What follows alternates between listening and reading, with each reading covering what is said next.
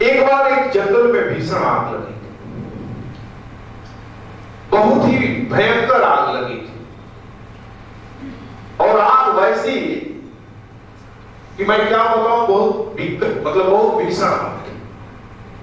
और एक पक्षी उधर से गुजर रही थी, तो बार बार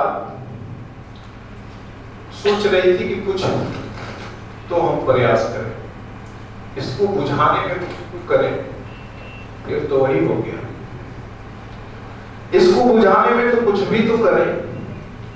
तो नदी में जाती थी, अपने चोंच में पानी भरती थी और आग में आकर डालती थी।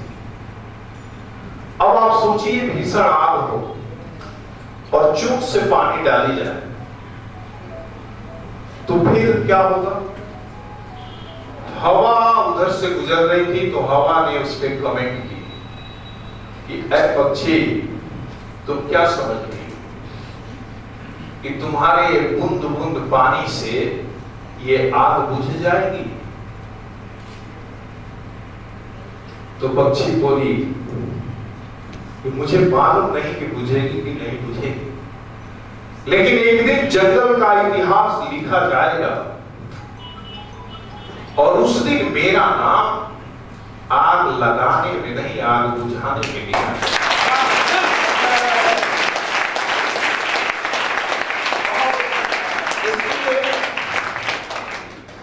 इसलिए मैं आपसे कहना चाहता हूं, जब जवाबदेही दी जाती है तो कभी कभी तो ये भी समझ में आता है कि पता नहीं मेरे करने से भी कुछ परिवर्तन हो पा रहा है या नहीं हो पा रहा है। और जब हमारे मन मस्तिष्क में ऐसा विषय जाता है कि हमारे करने से भी कुछ लाभ नहीं हो रहा है, कुछ सकारात्मक परिवर्तन नहीं हो रहा है, तब हमारे मन में एक दूसरा विचार आता है, ये करना ही व्यर्थ है। जब रिजल्ट नहीं आ रहा है तो करने से क्या फायदा? लेकिन रिजल्ट आए या ना आए, सकारात्मक कार्य अगर आप कर रहे हैं तो करते चलिए। इस पे एक दूसरी कहानी मैं आपसे कहना चाहता हूं। एक नदी किनारे वो मछली बार बार समुद्र की लहरों से आकर बाहर आ जाती थी, पानी से बाहर आ जाती थी, और एक व्यक्ति सोचता था कि तड़प रही है और मर रही है, तो गिट्टल की गिट्टल आती थी, हजारों की संख्या में आती थी। उसने क्या किया कि बैठकर एक एक मछली उठाकर समुद्र में वापस फेंकने का प्रण किया कि एक को उठाएंगे और पानी में फेंक देंगे। फिर उससे किसी ने कहा कि आपके एक फेंकने से क्या परिवर्तन हो रहा है? कहा कि परिवर्तन हो रहा है, जिसको फेंक रहा हूं उसका जीवन बच जा रहा है। तो अगर दिन भर में कुछ का भी जीवन में बचाया तो मेरा काम सार्थक, इसलिए प्रयास करते रहना चाहिए।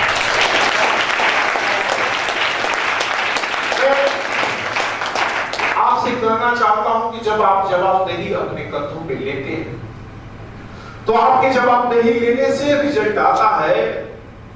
समझ में कभी कभी नहीं आता कि रिजल्ट आ रहा है कि नहीं आ रहा, और जब ये समझ में नहीं आता है कि रिजल्ट आ भी रहा है कि नहीं आ रहा है तो फिर हम उस काम को छोड़ देते हैं। लेकिन ऐसा नहीं है, आप नियमित विश्वास करके लगे रहिए। जो काम कर रहे हैं थोड़ा धीरे ही रिजल्ट आ रहा है, लेकिन रिजल्ट आएगा। कहा जाता है labour never goes in vain, किया गया परिश्रम कभी निरर्थक नहीं होता, कभी व्यर्थ नहीं जाता। इसलिए आपके कर्मों का परिणाम तो आता ही आता है। अब हमारी समस्या है कि हम सोचते हैं कि तत्काल क्या मिलता है। इसलिए आपसे मैं कहना चाहता हूं कि तत्काल रिजल्ट चाहिए तो आपको भिक्षाटन करना पड़ेगा।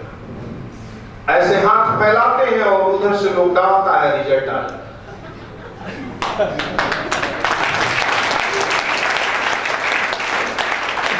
एक दिन में रिजल्ट चाहिए तो आपको मजदूरी करना पड़ेगा।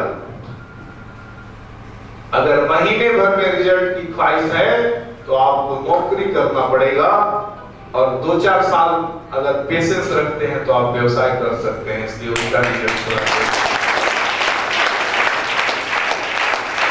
संयम रखने की जरूरत है। काम प्रारंभ किए कि आप बेचैनी में हैं कि तुरंत रिजल्ट आया कि नहीं आया, आपको आभास नहीं है कि ओलंपिक में 10-15 सेकंड का टेस्ट होता है और 10-15 साल पसीना बहाता है, तब जाकर ओलंपिक में कोई खिलाड़ी मेडल लेकर आ पाता है।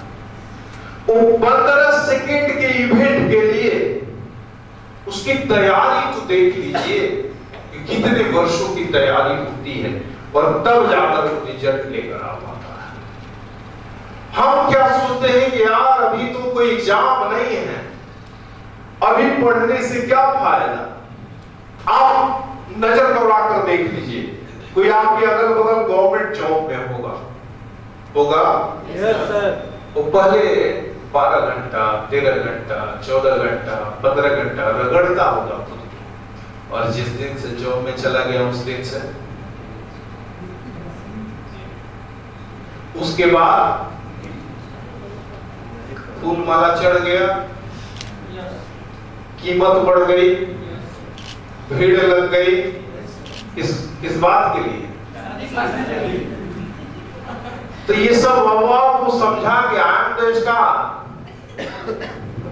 अब क्या है भाई, अब तो मैं स्टार बन गया, अब तो मेरी शोहरत बढ़ गई, अब तुम करने की कोई आवश्यकता नहीं। जो काम करके तरक्की मिली थी वो काम छोड़ देता है तो पता चलता है कि उसके बाद जो तरक्की हुई थी वो उन्नति होती है, मतलब वहां जाकर उसके बाद उसकी प्रोन्नति नहीं हो पाती। इसलिए हमें उस काम को कदापि नहीं छोड़ना चाहिए जिस काम को करके हमें सफलता मिलती है। उस काम से हमें मोहब्बत करने की जरूरत है, उस काम से हमें प्रेम करने की जरूरत है, उस काम को जीवन